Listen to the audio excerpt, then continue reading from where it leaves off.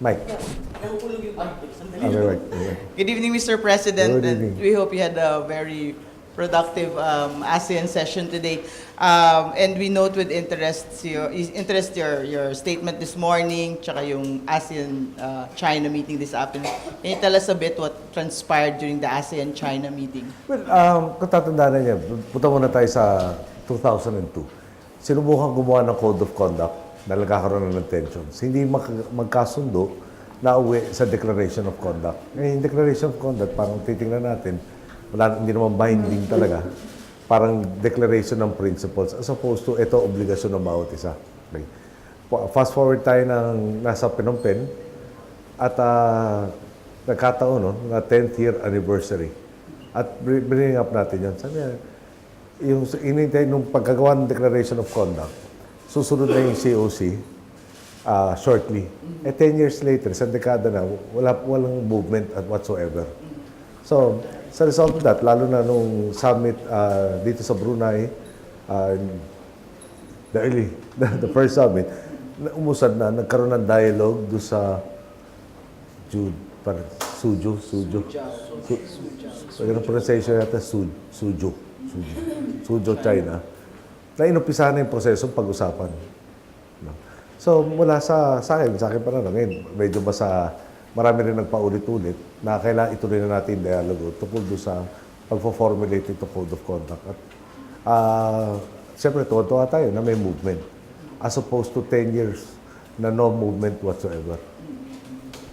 Kanina po, sinabi ninyo din sa inyong speech during the morning session na we enjoin all the parties, and I will just quote your speech, all the parties in the full and effective implementation of the DOC, especially paragraph 5, which in effect preserves the status quo at the time the DOC was concluded in 2002.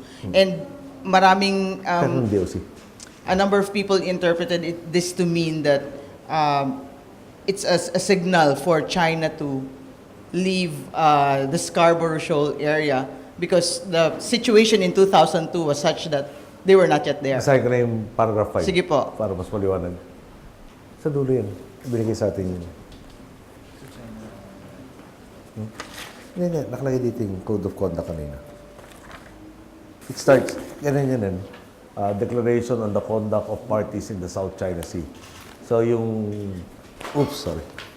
we hereby declare the following, tapos number 5. Number 5 says, the parties undertake to exercise self-restraint in the conduct of activities that would complicate or escalate disputes and affect peace and stability, including, among others, refraining from action of inhabiting on the presently uninhabited islands, reefs, shoals, cays, and other features, and to handle their differences in a constructive manner.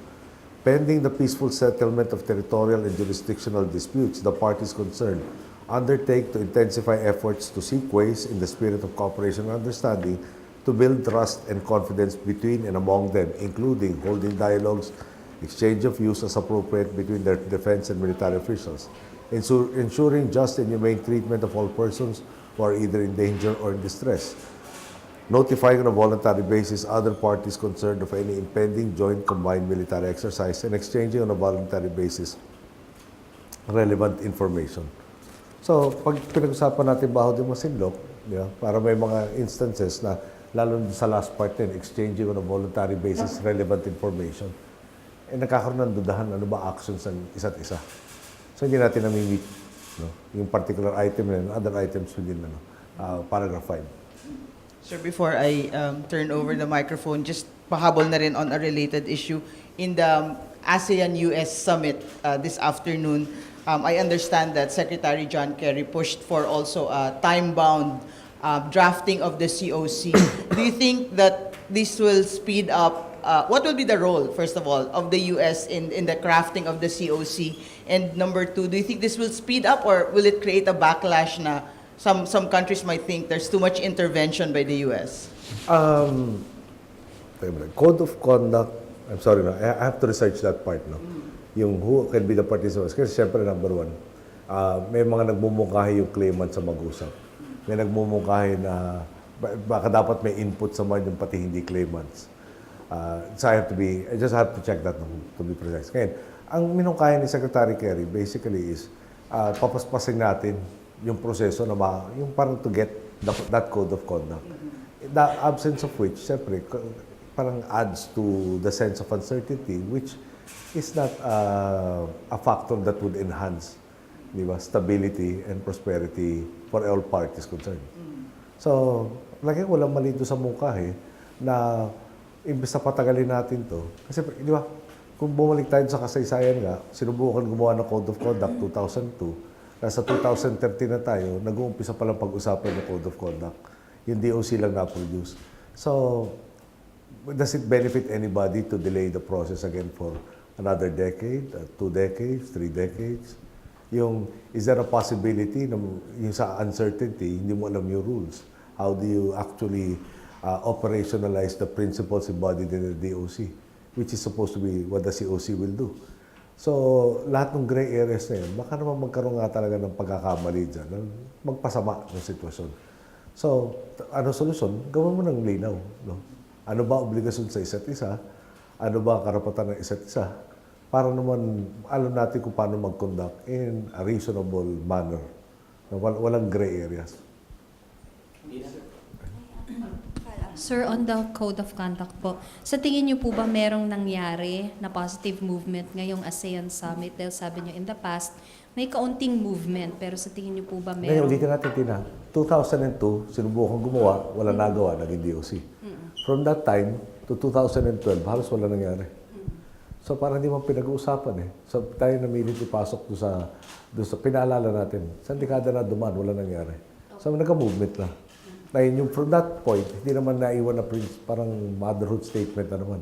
Nagkaroon ng meeting doon sa Suzhou para pag-usapan kung paano natin formalize yung usapan dito. So may movement na rin, lalo na kung kukumpara mo doon sa lumipas na lampas sa dekada. Pero wala pa rin pong posibilidad na lumabas yung Code of Conduct ngayong summit na ito, hindi po ba? Napakaraming detalye na lilinawin nyo sa bawat isa. Paano yung, di ba? Baka kunyari, Baudi Masinlop tayo, tsaka China lang. Paracel, baka Vietnam, China lang. Pagdating mo sa Spratly, doon automatic. 4 sa ASEAN, plus Taiwan, plus China. So, isang rule na mag-govern para sa lahat. Hindi mo mailalagay, at sinusubukan ng ambition, lahat na eventualities, mailagay mo na dyan. Hindi pwedeng ura-urada yun. Pero kanina po, nabanggit ng China na mas gusto niya na kung sino yung may alitan or nag-aagawan, sila na lang mismo ang mag-usap. At saka sabi rin niya na habang hindi pa po nare-resolve yung disputes, magkaroon ng joint development. Ano pong sagot niyo doon? In joint development, in principle, bakit hindi? Pero on the other hand, pag ginawa mo praktikalan doon, siyempre, ano ba yung joint development, joint venture, magkakaroon kayo ng kasunduan based on whose laws. So, pag di ba, pati naman yung mga nangako sa nung kinasal sila na for life, no? For better or richer, poorer or richer, better or worse. Nagkakaroon ng alitan. So pag nagkaalitan, tapos hindi maliwanag yung, di ba, number one, kaninong batas. Pangalawa, paano ba yung dispute resolution nito? Baka naman nagde-delay lang tayo ng problema. Kaya para isang tao mag-behave properly, dapat alam niya yung obligasyon niya, alam niya yung karapatan niya. At yun nga, no? Parang one of our companies was in discussion with one of their companies. This had to deal with, what's the area called? Service contract 72. 72. Tapos nung kilala natin, joint venture, wala problema. You conform to Philippine laws, no, okay sa amin. Nung diniin natin yun, bigla natigil yung usapan. Sir, how did other ASEAN countries react to your statement or to the statement of China? Or how did you react to the statement of China or the US, if you had any? Honesty and sincerity. When the Premier had his opening statement, it seemed like walang pinagtatalunan yung sinasabi niya at yung sinabi ko. Baka pwede pang sabihin, nag-coordinate kami na ano sasabihin. No? But again, alam mo na, parang siguro pag nag-describe ka ng kulay, baka hindi black and white. Baka yung white niya, off-white. Sa akin, baka beige. Baka, yung napapag-isip ko na dahil sa dami nga na nangyari. No? Hindi ko naman sinasabi. Pero I took it, when he was stating all of these things, hindi ko lang mahanap yung portions na ano eh, na parang nagkakaroon tayo ng agreement talaga. Good neighborliness, friendship, treasure for China ASEAN Corporation. Ulit basta again, parang hindi belligerent ang tone, hindi yung incontestable that this is ours. Walang ganung mga statement. So I took that as a positive. Kaya lang tapos yung sinabi ko naman, I tried not to be offensive also. Yung sa US, sir. Sa US naman, Make any comment or the ASEAN countries? my comments were, let me just try to remember. Yung they're rebalancing and they're shifting, pivoting to our area. They're getting involved, parang they're putting their economic life, kasi parang ASEAN, Asia, and ASEAN in particular, growth engine for the world economy. So parang they're, what's the expression? They're linking their future, their economic future closer to us. And so, us meaning this entire region. So, we think that will be a stabilizing factor. We think that will also spur more growth in us. Sinabi yung mga organized na trade delegations, in transfer ng technology, meron pa sa finance eh. Medyo sa dami na, sorry wala yung notes ko.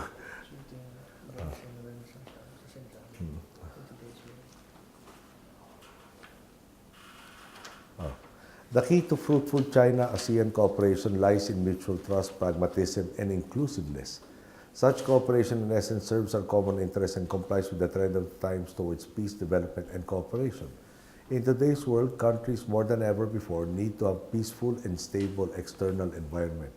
They need to push forward one's own development through closer cooperation, view each other with a long-term perspective, and work jointly like one big family for their common future. To this end, I believe we need to further intensify the following 2 points of consensus. First, deeper strategic mutual trust and good neighborly relations is fundamental to closer cooperation. Second, focusing on economic development and expanding win-win results is crucial to deeper cooperation. Ganda pakinggan. So, sinagot ko na, what's the Confucius?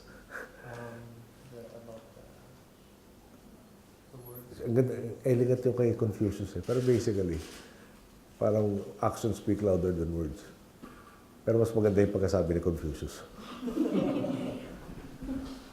Last na lang, sir.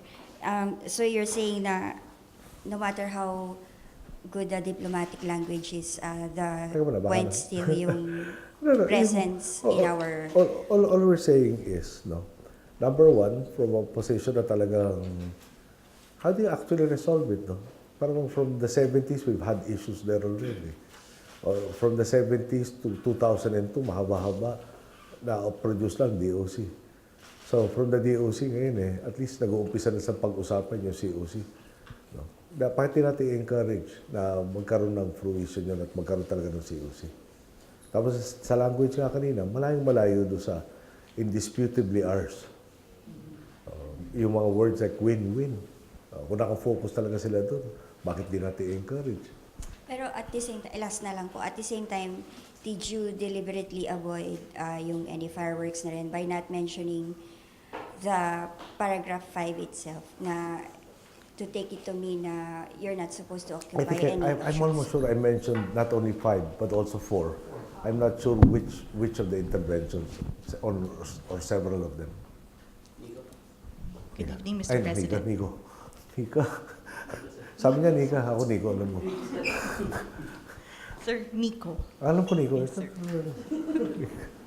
Sir, but why haven't we filed any protests dun sa Scarborough Shoal na we saw the concrete, no sir, the concrete, blocks. Okay. Yung concrete, nung tinignan na mas mabuti, may barnacles sa luma. Okay. May moss. Yung moss, lalo na pero more yung barnacles. indicates that it was a drop placed there recently. Ngayon, yung who placed it, lalo na gumulo usapan. Pero, nung tinignan yung, may portion kasi na na-expose, nakita yung portion na may barnacles. So we don't, di ba? We don't accuse until we have proof. Yes, sir. But sir, did you have our question kasi since from Manila pa, a bilateral meeting with the Chinese leaders, did you ever have a chance in APEC or here to kahit informally meet with any of them? Iisip ko nung state visit eh. Naalala ko kasi yung I think it was when Jebao talked about yung hostage. Sorry, I'm drawing from memory. I just want to be precise. We'll have to look at the records. No, sir. If we discuss this on a bilateral basis. Pero meron yun, di ba? Official channels, meron yung through their embassy, our embassy, meron yung so-called back channels. But in these, in Today, APEC and here, Yung karoon kami ng parang dialogue in passing with the Premier. And which is a lot better, no? Kesa nag-iiwasan kami. No? Dito in fairness to him, no? Kaya pagpasok niya, may holding room, all of us are waiting for whoever the dialogue partner is. So pagdating niya, kinamayan naman ako. No? At ngayon, parang kung tutusin, tapos he said his piece, I said my piece. Yung before the dinner, nagkaroon kami ng dialogue. No substantial change from what has been publicly stated.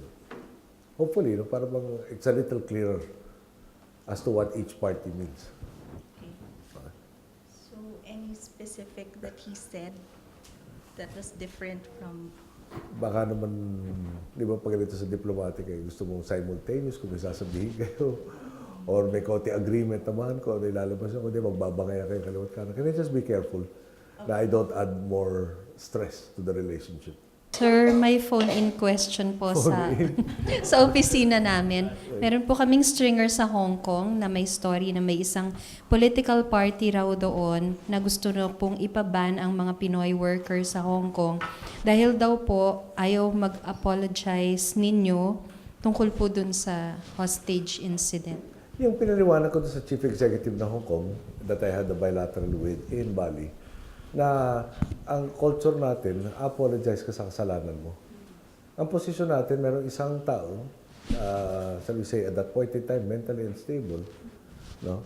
That did this act on, practically on a solitary basis. May allegation na kasabot niya yung kapatid niya. Pero at this point in time, dinadaan pa sa korte yun. So, para tayo aamin ng kasalanan na hindi atin. Sa kanila naman raw, kultura nila, nagkaroon ng ferry incident, nagkabanggaan, may loss of lives, ang nag-apologize yung maritime police. So, again, kung hahakuin namin yung kasalanan, lahat ng penalties amin, di ba parang hindi yata kalinsunod doon sa nangyaring sitwasyon. So, pinilit ko paliwanag sa kayo, sana may tatransmit niya yun sa kanilang mga kababayan. Ngayon yung kung anong kilo sila doon sa ating mga workers, siyempre, may kalayaan silang desisyonan kung anong gusto na sa lipunan nila. At kung tayo naman ay magkakaroon ng mabalik ng mga trabahador natin doon, alagay ko naman nakahanda rin ang dole. Ngayon, kung sasabihin naman parang hinahamon ko sila, hindi ko sinasabi yun. No? Pero ang gobyerno itinatag para pangalagaan lahat ng mamamayan natin. So kung sino na problema, sino may kailangan ng kalinga, dapat ang handa ng gobyerno all the time. Uubusin ko na po. Sa ibang issue po, sa pork, ano pong masasabi niyo dun sa People's Initiative to abolish? Yung ulitin ko, no? Pasir ang plaka ng dati ko nito. Yung pork per se, or yung idea na pwede silang magnombra ng proyekto o na dapat tulungan, hindi inherently masama. Okay. Ang maliwanag dito, merong mga nagsamantala. Okay. Paalala ko lang na nung nagsamantala, parang baka may ibang quarters nagsasabi pinahintulutan, lalo na ng years na 07, 08, 09, tsaka pati rin ng kalahati ng 2010. At dahil nga yung budget tumatakbo na, kami na upo, mukhang meron pang last for doon. Okay. Now, balik ako, no? So tanggalin, scrap lahat. So ngayon ina-argue sa korte na hindi ba naka-injunction sa pagre-release ng second half. Parang ang pinakamaganda mo na masabi doon, wala na magkakaroon ng pagkakataon sa batalhin. Pero yung negative naman na side o yung downside, yung nag-aaral na totohanan, yung tinitreat for chronic illnesses na totohanan, nakapending rin ang either pag-aaral o paggagamot. Hindi, wala naman nag-a-accuse sa kanila may ginawa silang kasalanan. No? May pangangailangan sila. So, sa totoo lang, inutos ko na rin kay Kalihim Butchabad, no, tignan ang legalidad dito sa mga pangangailangan na nagpapatuloy, meron ba tayong paraan para pondohan na hindi tayo nagbabiolate ng utos sa Supreme Court. So, ang initial, yung PDAF ang pinahold, if there is savings elsewhere, no, then we can fund these needs that are still existing, that cannot be suspended. Yeah. Yung description sa atin, for instance, yan dialysis, no? How long can you not have your dialysis treatment before your health is seriously impaired? Okay. So yun ang pinaglalaban natin. Last na po. Last phone-in question po, sir. May phone a friend din ba? Opo. Ito po, babasahin ko na lang po yung mismong ano. When you were a senator, you filed a bill that would limit the powers of the president, including its discretionary funds. Now that you are the president, do you think there is a need for that bill to be revived? What do you think Congress should pass to enable meaningful reforms in the budget? File the bills at discretion. You know, I'm not sure at this point. No? I'll have to go through my records. No? Pero yung parliament, ang naalala ko si directly is at one point in time, no, hindi nire-release yung aming PDAF. Tinanong ko kung saan pupunta.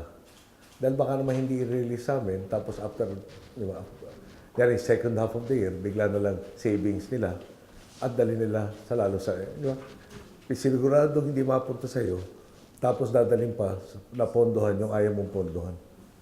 So, si Ping Lacson, if I remember correctly, said, I'm not availing of mine. Can I see a corresponding reduction of the budget by the item that should have gone to me? Ako naman yata kinukumbinsi nung mga nasa finance committee, kaya namin pa-release yan. Ngayon, tingin ko doon, hindi ko PDAF PDAF ng mga constituents ko. So, hindi ko pwede sabihin na po-forgo ko na yun. Pero hindi na-release. Ngayon, yung hindi na-release, humingi naman akong assurance na hindi na-release, huwag naman yung gawing savings para gamitin nyo sa kabalastugan. And they said to revert back to the National Treasury, if I remember Nono and Dias at the time. Yun ang commitment nila, revert to the National Treasury. But I think I will find out exactly if that happened or not. Starting from at least 06 when I was still a congressman. Pero palagi ko pati 05, wala na rin In fact, may point in time, just to clear about it, meron mga pinondohan kami multi-cab sa Tarlac in 2001. And sometime in the latter part of 08 o 09, nire-report ng bayan kung saan napunta itong mga multi-cab na pinababawi sa kanila. Yung multi-cab na ginamit na ng 7 to 8 or 9 years. Dahil hindi raw dapat, parang wala akong authority. Parang naalala nila after 7, 8 or 9 years. Sabi ko, okay, hindi ka na binibigyan, babawiin pa yung nirelease sa'yo nung araw.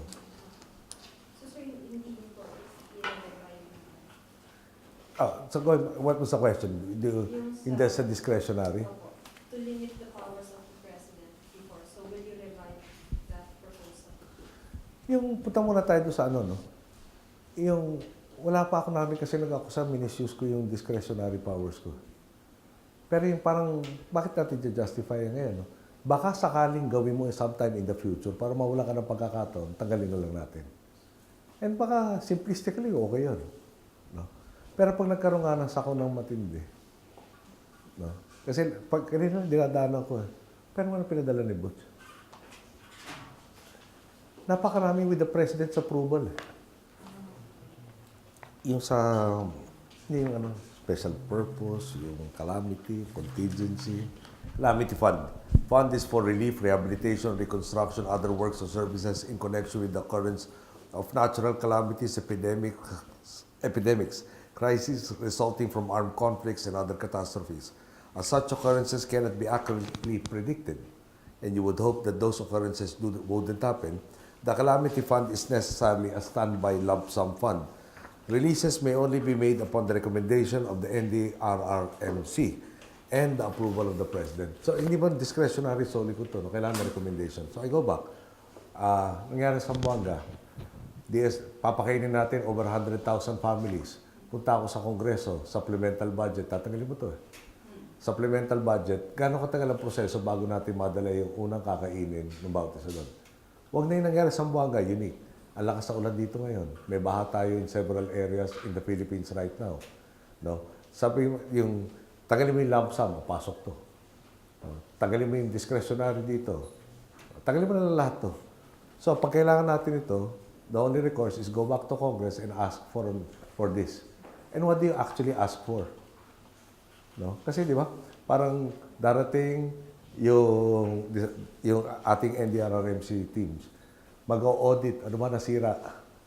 Ano ba kailangan i-rebuild? Ilang ba tao talaga nangangailangan? Ano ba pangangailangan? Hihingi ka na naman ng estimate. Baka naman may maglalagay pa doon ng hindi nyo pwedeng i-withdraw yung buong amount until ma-liquidate nyo. So would that be a better system? Contingent, same thing. All releases from the contingent fund require prior approval of the President. International commitments, feasibility studies fund. Alam mo, meron yung mga iba na, pati taxes na gobyerno nagbabayad. Tax expenditures fund. This automatically appropriated SPF covers subsidies given to national government agencies, including documentary stamps on government-issued securities, GOCCs, LGUs, in lieu of actual payment of taxes and customs duties. Ito walang cash disbursement per se. Kasi parang one hand of the government nangongolekta, the other hand na nagbabayad, nag-offset lang. Ano mga pinupuntahan nito?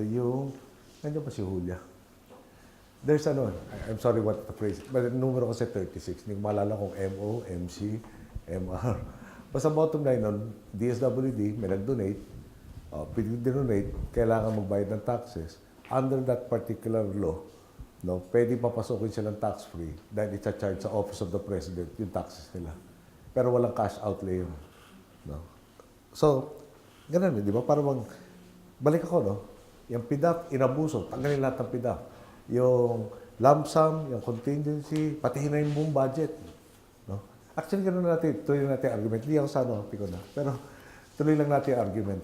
I had a speech before the businessmen, brother of businessmen, Christian businessmen of the Philippines and other groups, no? Sa pangalan ng lugar?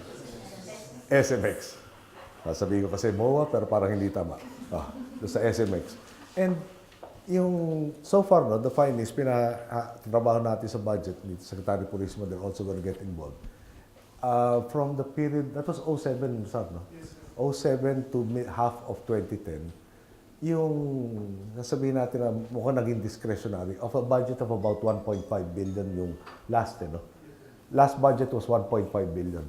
No? Yung preceding years were a little over a trillion. Okay. Ang universe na naging discretionary is from para a little less than 900 B, yeah? To at over 1 trillion. Binubuo pa namin yan. In fact, parang pwede mo masabi, dahil on average parang 1 trillion yung dinaanan nila every year. Parang may 1 trillion na naging discretionary just for 07 to half of 2010. Kung gusto nyo tingnan naman sa bigas, no? Yung 114 billion of 165 billion na dinagdag niyang utang ng NFA na nag-umpisa sa 12 billion, ulit 12 point something billion. Nung natapos siya, 177 billion na. Yung 114 doon, 07, 08, 09. Teka muna, baka 08 to 2010. Basta sabihin, para sa ito lang, 07 to first half of 2010. So, okay, balik tayo. Ano correction sa sagot? Siguro, nababoy rin yung budget. Wala nang budget. Di ba? You name anything. A ball pen, it can be good. Or it can be bad in the hands of somebody who's deranged. They make sure that the ball pen can't be used. for a bad purpose. Re-redesign yung ballpen na hindi kasing sharp yung points. And yeah. So like anything made by man, it's imperfect, but we have been correcting. Okay, bakit hindi nakita lahat yung PDAF? Kasi mas malalaki nga itong ano. PDAF is what? 25 billion. Magkano yung NFA nga? Nung nag-umpisa kami. NFA alone. And then, marami pang others. Daming others, sa totoo lang. In fact, I want to invite you so you can educate the people.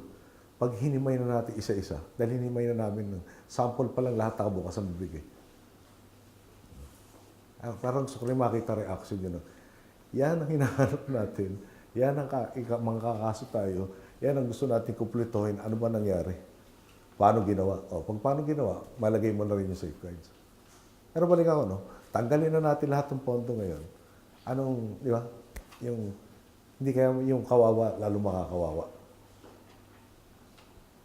Good evening, Mr. President. Good evening. Tatanong ko lang, nakapag-decide na po ba kayo kung kung magkano yung bibigyan yung reward for Ms. Suarez arrest? Hindi issue yung magkano. Issue yung pwede na bang, pinaklaro ko lang, kung nag-release na ng warrant of, yung lahat, halos ng iba, may warrant of arrest eh. Ngayon, pwede naman yung warrantless arrest kung continuing crime. Okay? Rebellion is supposed to be a continuing crime. Gusto mo naman mailagay yung tamang ebidensya para pag-desisyonan sa preliminary investigation, kung dumating sa korte, talagang supportahan yung ginawa niya. So, last time kami nag-usap ni Laila, nasa Zamboanga City siya in particular, kinakausap yung mga witnesses, tinitingnan lahat ng statements para makita yung pagkabuo ng ebidensya. Parang kompleto na ba to? And after that, ayaw ko lang magpa-reward na before may warrant. Medyo nag-alanganin ako konti doon. Isa na lang, hirit lang ako. Ano na po yung report ng AFP sa inyo tungkol kay Javier Malik? Napatay ba siya or nakatakas talaga? Well, wala pa definite. We're gonna go to, actually from the start, kasi may bodies na, I'll give you one of the reports, no? May body nakabalot, nilagyan ng Quran, merong pistol sa katabi, at hiwalay sa isang kwarto. Na parang inayos talaga ng gusto. Meron mo mga ibang mga patay sa kabilang kwarto na parang dikit-dikit at hindi binigyan ng ganung treatment. May suspicion siya. Binuksan, bloated, hindi klaro. May nahuli, may napatay, tangan-tangan yung ID ni Javier Malik. Okay. Kailangan yung isa sa mga yung sure na test, DNA. Meron tayo equipment, but it will take, at that time, parang mga 2 weeks na estimate nila. Last time ako nabisuhan, kailangan mo kasi ng kamag-anak para sa DNA matching. Para mga kamag-anak raw ni Javier Malik lang, ni children. There's a report, I haven't confirmed this, abroad. Kasi nasa London. Para hindi ganun kasure na may nahanap na kamag-anak na close enough para magkaroon ng match, sample to match against the sample. Parang unknown Malik relative, no, to compare with the specimen DNA. But I intend to ask again by Friday when I have meetings with all of them after I come back. Good evening, sir. Good evening. Sir, gaano po katotoo yung mga reports na Environment Secretary Ramon Paje is on his way out? That's new. I have no such idea and I have no such intention at this point. So wala pong mangyayaring revamp, sir, sa cabinet? Alam mo kung lahat ng inakusahan, inintriga, sinasanti ko na sinasanti, baka naman, sino kayo matitira? Para naman napaka-juicy ng pwesto. I actually, somebody resigned, no? And he told me, not a cabinet member, but he told me, thank you for the opportunity. I felt I was making a contribution, but at the end of the day, I was making 40,000 gross compared to what he was making before in the private sector. Yung tapos pumasok na yung bata, anak ko, pinag-aaral ko, etc. etc. So, yung satisfaction ko sa ginagawa kong trabaho, nagbabayad yung pamilya ko na may mga obligasyon sa kanila. So, I have to resign. Tapos kaya, if there is a specific issue, we'll have it investigated. If he's guilty of something, then we'll remove him or file the necessary charges. But to date, no, I don't have a specific charge that anybody has leveled against him. No? That we investigated and said, ako may basis to. Thank you, sir. Phoning question pa rin. Opo, sir. Sir, busy daw po si Manny Mugato. Pinakiusap lang po niya. How concerned is the Philippines on the possible failure of the US to pay its debt? What are we doing ba to? To cushion a potential... What are we doing to pay off America's debt? Dali, sir. Kung mabasa yung... Sorry. Oo, to cushion up potential financial meltdown and impact of a US recession. Saan sumasagutin?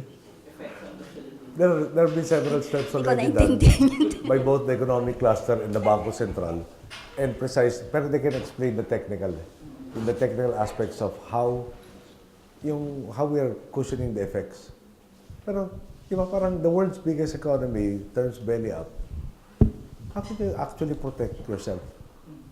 But I don't think that will happen. Parang everybody is concerned that won't happen. In fact, si Kerry, I think, said something like this is just an excess of politics. When we were in Boston, nagkaroon na shutdown. Dahil sa atin, automatic reenactment of the previous year's budget. Sa kanila walang ganun. Essential services talagang may iwan. And they don't last, hindi naman kalahating taon, hindi 3 buwan, days. So there is posturing, but they all know the consequences of not getting to an agreement. Pero besides that, in the steps that are being undertaken, Sir Pangi. I agree with the President that default is something that's unthinkable. No? But nevertheless, we're preparing for any eventuality by making sure that the Philippines is in a flexible position, such as in our liquidity position. On the first question on the economy, everyone's affected, as the President said. But the good thing about the Philippines is that our OFWs are all over the world, not just in the US. Our BPO industry becomes stronger when times become difficult because of the need to become more competitive and more efficient. And then tourism is increasingly becoming an important consideration, factor. In credit risk? The credit risk of the country has actually improved now that we're investment grade. In fact, when we did the auction the other day, we borrowed at a lower cost than the US for the first time. Now, this is an anomaly, but it was, we borrowed for 90 days at 1 basis point. The US borrows at 2 basis point.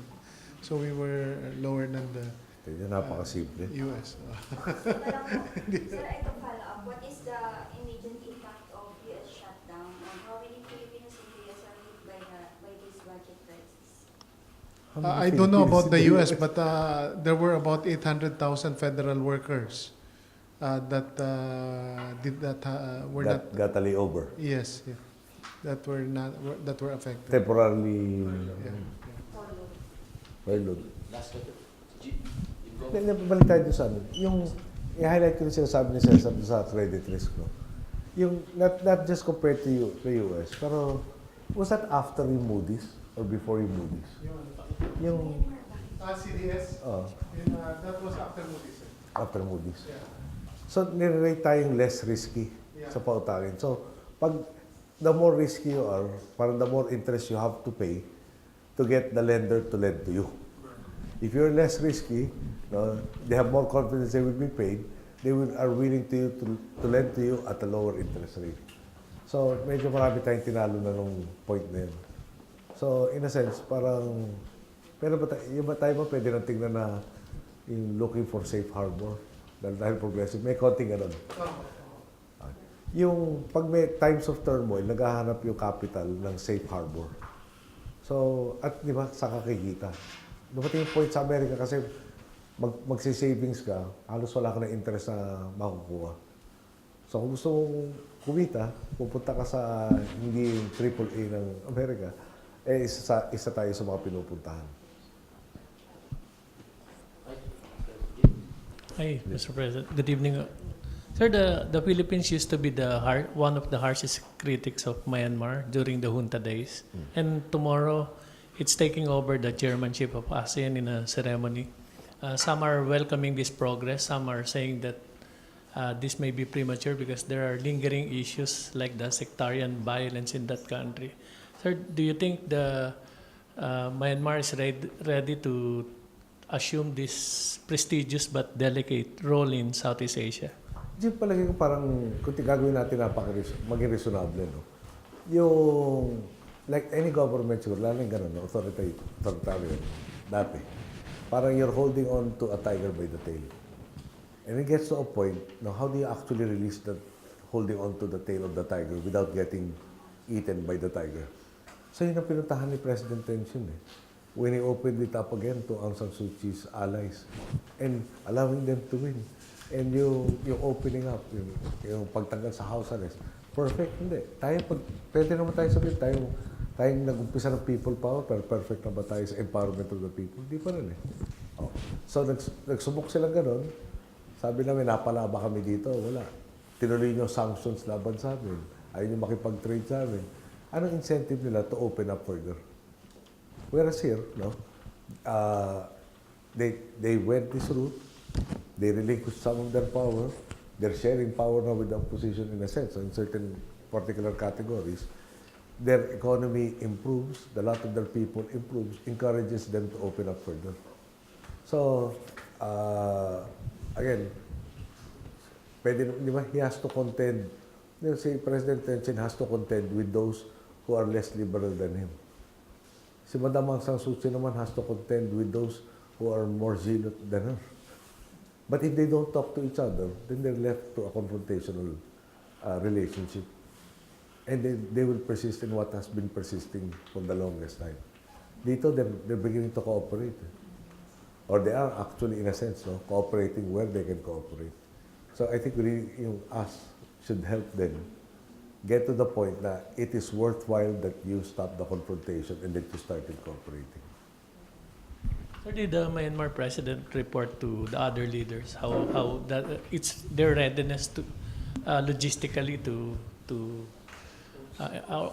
host the meetings? Wala naman sigurong bansang mag-aalok na hindi kakayanin. Tsaka, alam niyo yung, on a personal side, first time I met President Tenzin, I had to bring up the issue of Madam Aung San Suu Kyi. At aminin ko sa inyo, awkward. He's at least 20, 30 years older than me. Sinesermon ako in effect, in a very nice way. Pero ganun pa rin ang dating. And he was, di ba, parang one of the party officials. Hindi mo sa kanya lahat ng desisyon. So, nandito, in reverse eh. Reverse na nangyayari ngayon. So, tinauna ko sinabi sa kanya, ako maraming salamat, nakinig kayo. Tutulong kami na mapakita sa inyo tama yung desisyon niyo. Sir, last question. Sir, the closeness of Myanmar to China is well known. Do you have concerns that it will not be an impartial handler of the South China Sea issue when it becomes chairman of ASEAN? Jim, baka nabasa mo rin yung kinancel nila yung Chinese project na pagkamahal-mahal. Na kailangan ng China, medyo galit ang China sa kanila. You know, at the end of the day, di ba, parang I think it's but fair to expect all countries to look after the interest of their people. Sometimes you will have, you know, parang a perfect hand in glove. Yung confluence or congruence of your interest. Sometimes hindi. No? So at the end of the day, you just treat us fair. Then, ano magiging issue natin doon? And don't forget, under ASEAN, it's consensus eh. One party objects, wala na yung output. So we're still protected. Okay, thank you.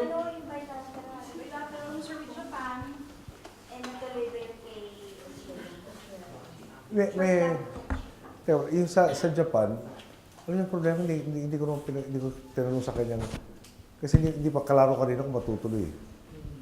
Di ba, humaba lahat. Biglang paspasan tuloy. At curious ako, dahil bisita natin kailan lang, sabi ko, take up. No? So, amongst the things na na-discuss, I told him about the digital TV standard.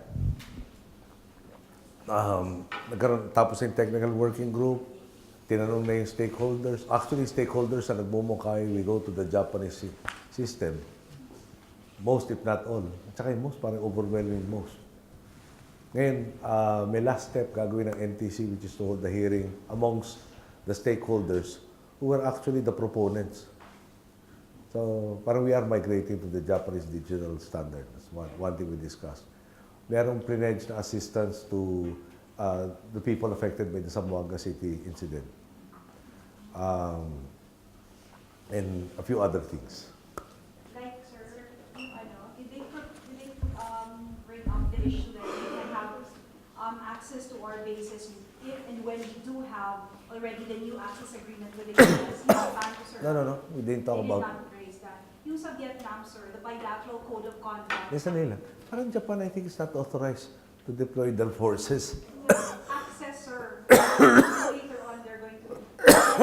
What's the point of access if your forces are not there? Wala mo naman yata yung tanong. Hindi, sir. May andyan. Parang they have access and they don't have people in the base. Meron tayo, sir, what do you call this? Yung strategic relationship natin with them. Together with the US, nagko-converge. So later on, through the US, yun. No, I don't know. Their constitution prevents them from sending. Parang they tell us that even if they're in a convoy with allies and they are not directly attacked, they can help the ally as currently understood. So, sorry. Earlier, sir, yung may special envoy na pinadala during the GMA administration ang Japan to discuss this with the GMA administration, and in principle, we agreed. Pero yung nag-stop yung negotiation, it was also Abe time. Nag-stop yung negotiation because we found it not in our interest.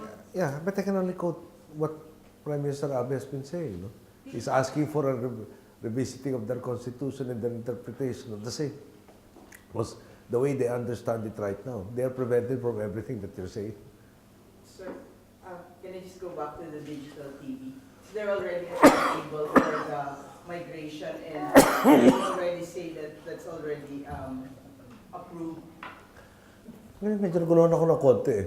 Kasi may mga nag-advocate for this or that system. Gumawa ng technical working group. Ngayon yung majority, talagang most, with the isa lang nasa isip ko yun ang nagsabi, go to the other standard. Yeah? The executive secretary tells me that parang pagkaintindi nila sa batas, NTC provided me kasi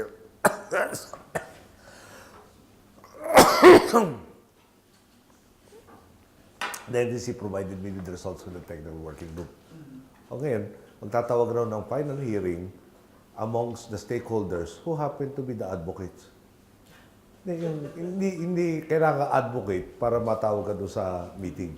Stakeholder lahat. Patawag lahat ng stakeholder, may isa pang hearing as the last bureaucratic step necessary. Tapos doon yung actual details ng plan, set-up boxes, etc. And why did we go that standard? Yung pinaka-creature yung emergency broadcast. Okay. We are told that it was used during the Fukushima incident. We are told that yung Shinkansen, yung bullet trains, managed to stop X number of seconds or a minute prior to yung earthquake hitting, saves lives. Yung ability to turn on television sets to broadcast this warning maski na naka-off. No? So, it's not a system under development. It's already a system existing. Ngayon, yung European told us that they can come up with something or they demonstrated yung feasibility sa kanila. But yung European continent raw is not visited by the disasters that Japan and we are visited with. So, they might be able to meet that need, whereas Japan demonstrated that they are actually meeting this particular facility or service. The one is conceptually it will work. The other is supposed to have worked already. Bilateral, sir, with Vietnam, nag-propose ba sila ng bilateral code of conduct if we're not... Hindi na tuloy yung Vietnam eh. Bukas pa. Yes, sir. Sinabi ko na kung sa inyo. Sir, going back to the million people marched in Ayala. They were saying that you're not listening to them. The 3,000 That's- people said, I'm not listening to them. But sir, they're saying naman na it's a network, it's a whole network naman. They have their petitions online. What they want is a total scrap. They want you to What is listen to, what is total scrap? like the You moved the- 25 billion from the budget. Mhm. Okay. Did anybody give an answer of what do I do with the scholars? There's a number, I don't know if that's accurate, pero 340,000 scholars. Yeah. What do I tell scholars? Are they the ones not listening to you? Are they the ones not listening to Hindi you? mo may pag-aaway sa kanila. Pero I can even probably say, started out in Congress, baka paniwala ako tulad sa kanila. But yung, and it's a, ano bang problema lang, can we demonstrate?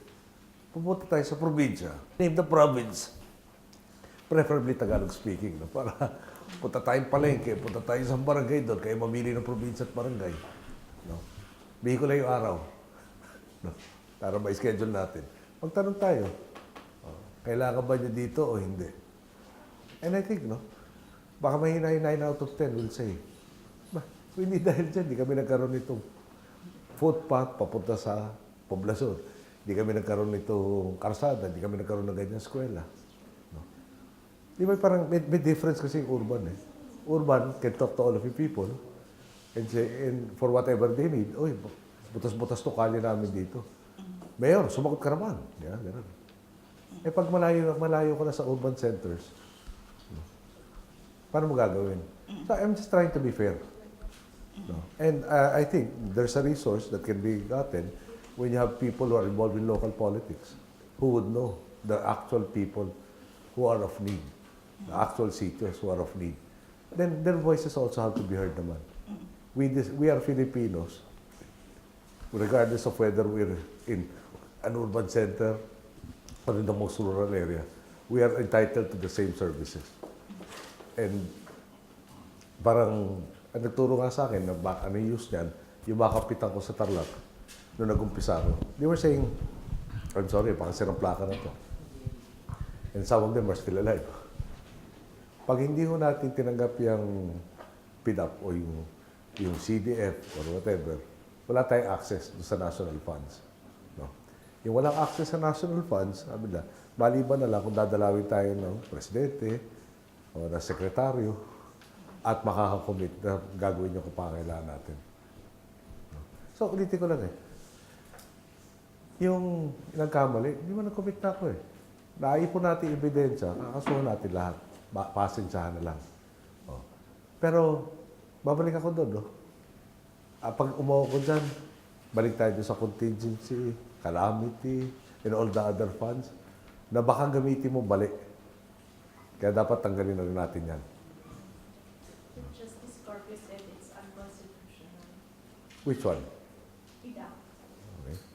Yung PDAP. Di ko naman. Baka pwede yung ano. Pwede DAP. Mas madali ko sagutin DAP. At mas klaro yun. May constitution. I think I can quote it. Kung may error naman, konti-konti lang. Article 6, Section 25. 25, something.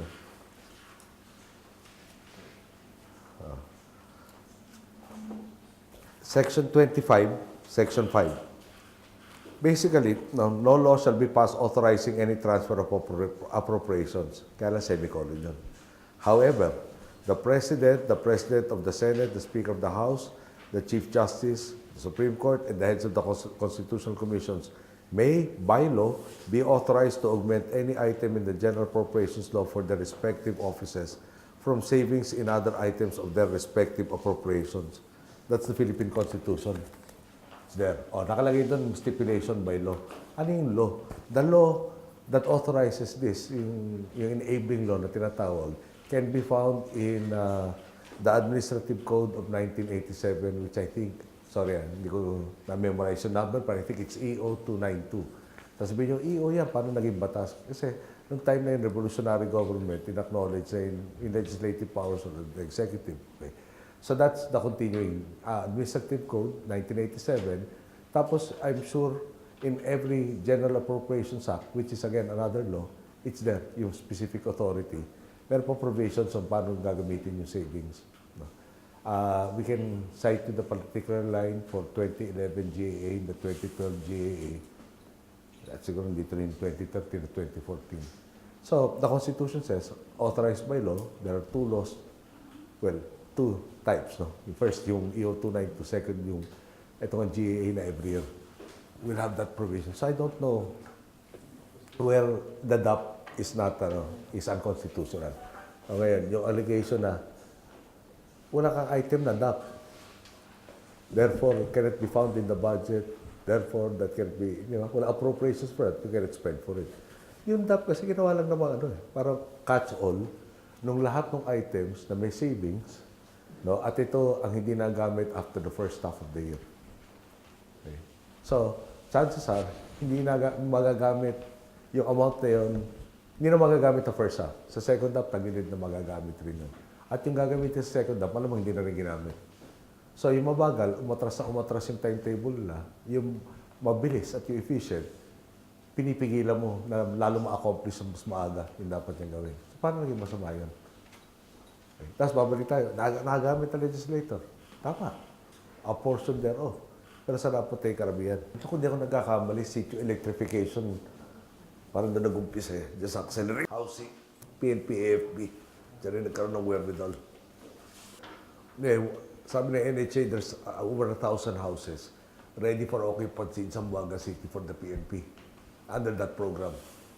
Ngayon, if need be, we can move some of the people who have lost their houses already to that 1,000. We're just betting na hindi kasama sa victims yung mga PNP na unang beneficiaries ito. At maninigurado na rin kami na pwedeng iswap yung parating na bahay dito sa program na to para matiran, mabuwasan yung 10,000 houses na shortage ng mga pamilyang over 100,000.